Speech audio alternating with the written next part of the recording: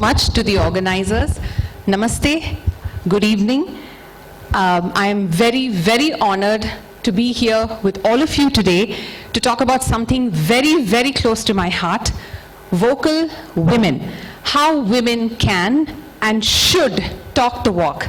We've all heard the phrase, talk the talk, which refers to someone who speaks very beautifully, very impressively about things, but their actions don't match their words. We've also heard the phrases, walk the walk and walk the talk, which refers to people who actually do what they say, which is good. I'm here this evening to tell girls and women everywhere that we need to rise up and form a new category. We need to talk the walk. Because we women tend to do a lot, accomplish a lot, but we don't tend to talk about what we do. We don't tend to be very vocal about what we do. But it is critical for women to become more confident and become better skilled at showcasing our abilities and our accomplishments. Because when we don't do so, we're actually doing ourselves and girls and women all around us a big disservice. But first, let's take a little step back and examine how things are today. I'm going to show you a series of words, and I'd like you to pay attention to who or what comes to your mind when you see that. And before that, why do we need to even talk about this? Because when we're still here this evening discussing women empowerment, we should wait for the day when we don't have such topics. No topics on women empowerment. That means we're truly empowered, isn't it? So when one half of the world is not balanced, is not on par with the other half, how can we expect the world to be balanced and to move forward? And a world that is not balanced is a world that will not make true progress, isn't it? So here are the words that I would like you to take a look at. And pay attention to who or what comes to your mind.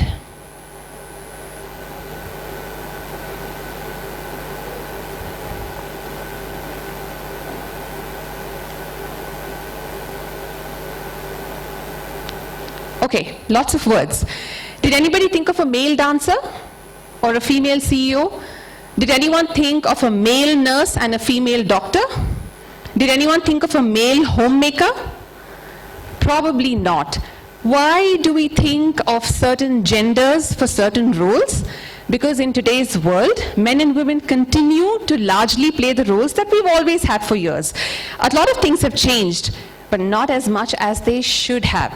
The world and the media still sits up and take notice when women assume any position of power. So-and-so becomes first female CEO. So-and-so becomes first female prime minister.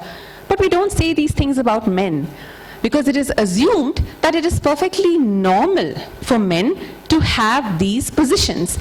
And why is that? That is the power of perception. What is perception? Perception is the way that we human beings organize, collect, and interpret information. In other words, it means the way we understand the world around us. And perception is very critical because perception influences all our thoughts and actions. Whatever we are exposed to, what we perceive about the world around us, influences us to act and behave in certain ways. What influences our perception then? Anything and everything that you see, hear, feel, and even sense influences your perception. Years and years of perceiving things in a certain way in our world has led us all, men, women, every gender, to have certain very strong opinions and ideas about certain topics and subjects. And what then influences our perception about women? In our culture, in our society, it's considered very normal for men to talk very freely, very openly about their accomplishments, about their achievements. In fact, it's considered very appealing, very masculine if they do so. But it's the opposite for women. From a very young age, we are taught both overtly and covertly not to draw attention to ourselves. Don't wear bright colors. Don't wear big earrings. Don't laugh too much when you're outside.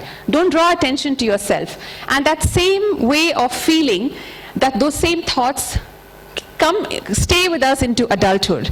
Even when we are working, no matter where you're working, we tend to sort of play it safe, right? So I ask you this today.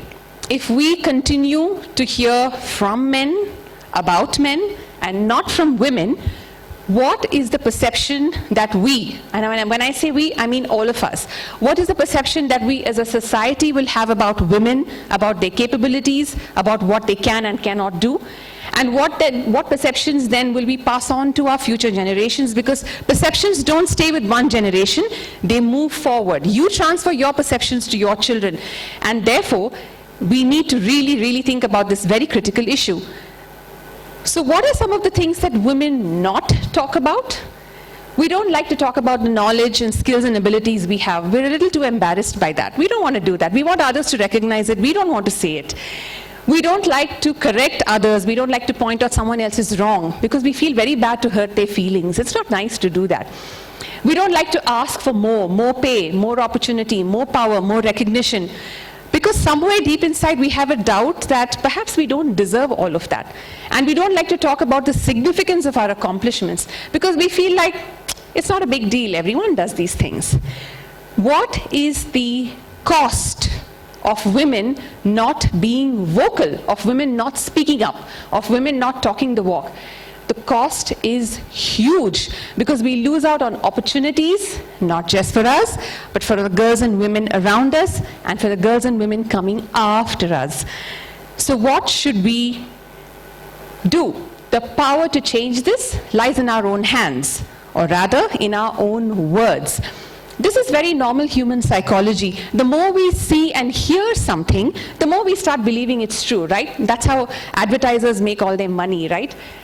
So if we normalize, if we start hearing and seeing more women speaking up, if that starts becoming normal, then that's the solution, isn't it? So we must normalize women being vocal. We must normalize speaking up. We must normalize women talking the walk. But to do that, we first need to build the confidence to do that, to talk the walk, right? And we must start with ourselves. So how can women build confidence to be vocal? I'll share with you my top 10 tips. Number 1, vocalize to yourself.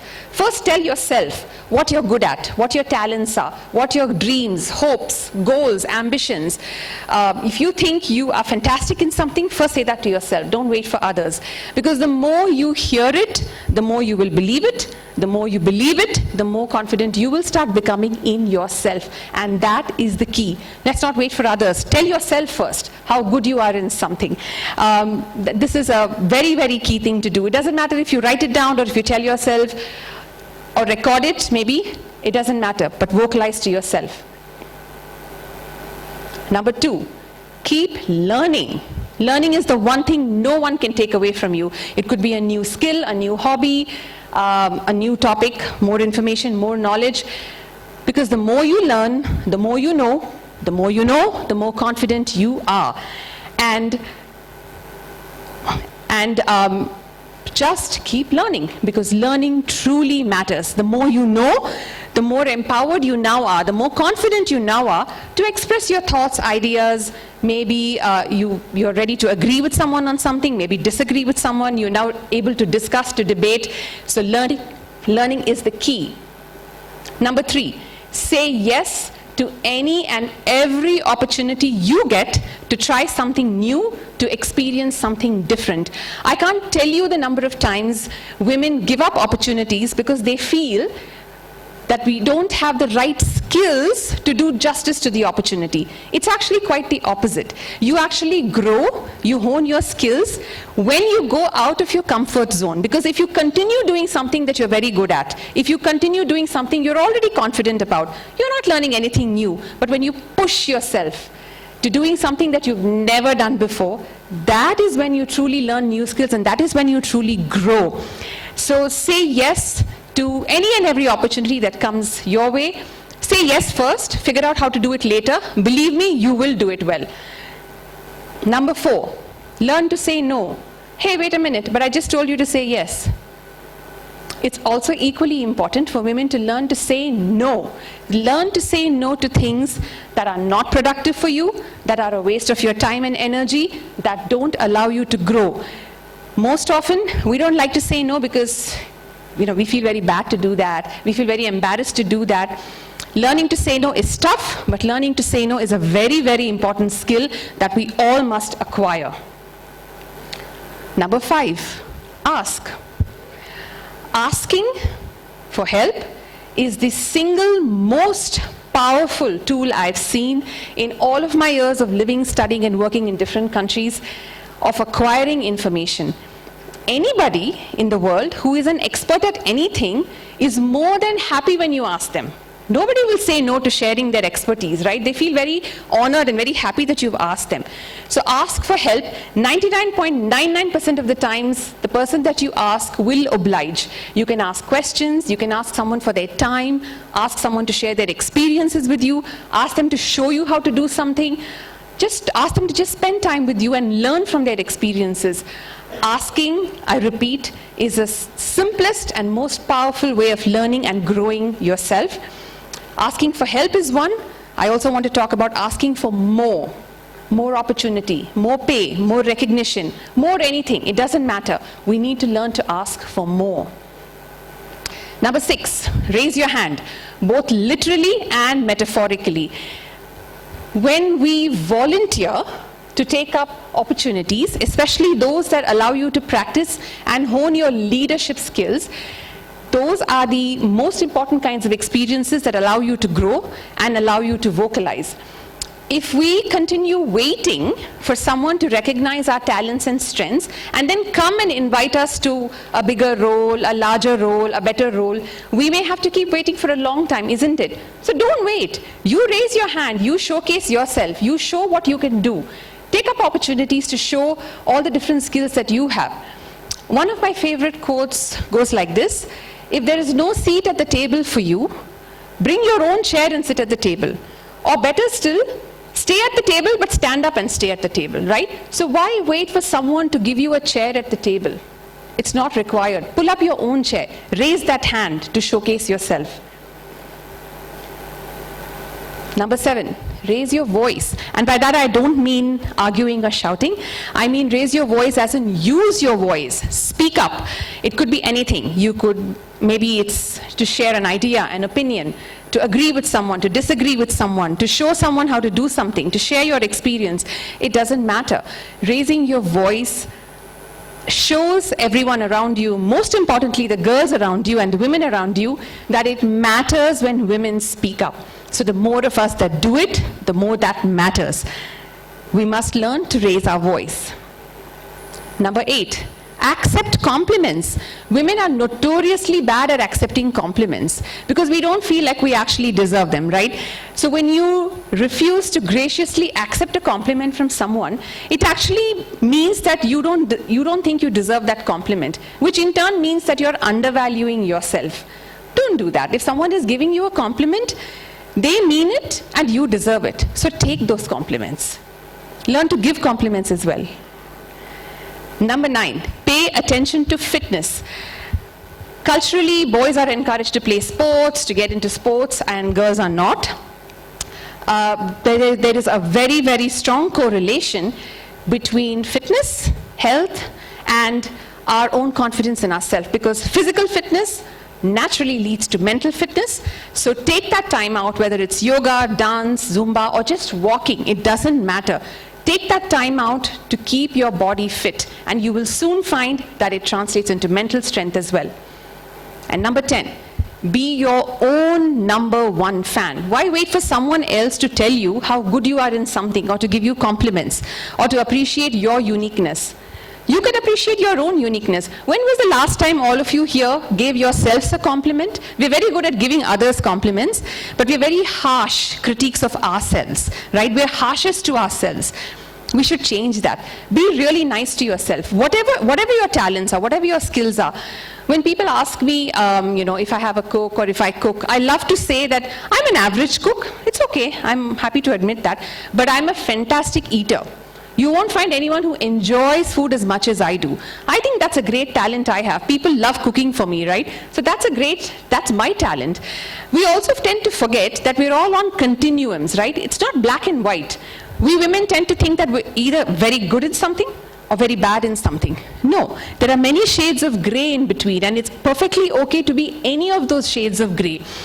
I'd like to share a life lesson that I learned from my younger son when he was about 6 years old. He came back from playing badminton with his friends, and I asked him, how did it go? He said, fantastic. I was the man of the match. I said, oh, you were the man of the match. Okay. Who said you were the man of the match? Your friends? His answer, no. I said I was the man of the match. I said, okay. And did your friends agree? I didn't even tell them. So look at the confidence that he had in himself. He didn't care what his friends thought about how well he played badminton. All that mattered to him was he thought he was superb at playing badminton. So it didn't matter what others thought. He thought he's the man of the match, and therefore he was the man of the match. He didn't even bother telling everyone. And it struck a really deep chord in me. Why do we wait for others to recognize what we're good at? You recognize it yourself. You be your own man or woman of the match. Don't wait for others to tell you that.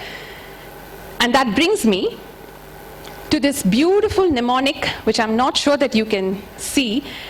Carve and fly. With these 10 tips, we women must learn to carve and sculpt ourselves and fly higher. What do these stand for? C, for compliments, accepting them. A, for asking, ask for help, ask for more. R, for raising your hand, raising your voice. V, for vocalizing to yourself. E, for exercise and fitness. N, for learning to say no. F, for being your own #1 fan. L, for always learning because learning matters. And Y, for saying yes to all opportunities that come your way. So remember, carve and fly, and you will never forget these 10 tips. So the responsibility for change doesn't lie with others.